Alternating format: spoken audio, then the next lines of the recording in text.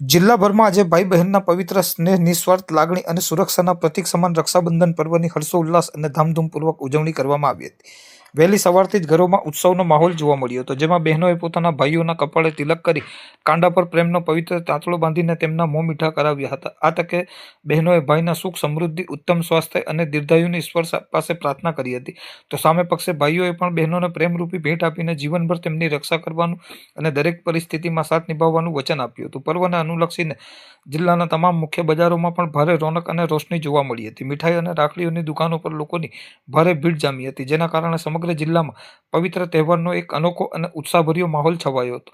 આ પવિત્ર પર્વની ઉજવણી દરમિયાન ભરૂચ જિલ્લાના અંકલેશ્વર શહેરમાંથી કોમી એકતા અને સામાજિક સૌહાર્દની એક અત્યંત પ્રેરણાદાયી અને સુંદર તસવીર સામે આવી હતી। અંકલેશ્વરના સુરતી બાગોળ વિસ્તારમાં રહેતા જાવેદ હુસેન શેખને છેલ્લા 14-15 વર્ષથી કંચનબેન અને સીતાબેન નામની હિન્દુ બહેનો સંપૂર્ણ શ્રદ્ધા અને પ્રેમથી રાખડી બાંધતા આવ્યા છે। વર્ષોથી ચાલી આવતી આ પરંપરાએ ભાઈ બહેનના સંબંધો ધર્મ કે જ્ઞાતિના બંધનોથી પર હોય છે તે સાબિત કરી બતાવ્યું છે।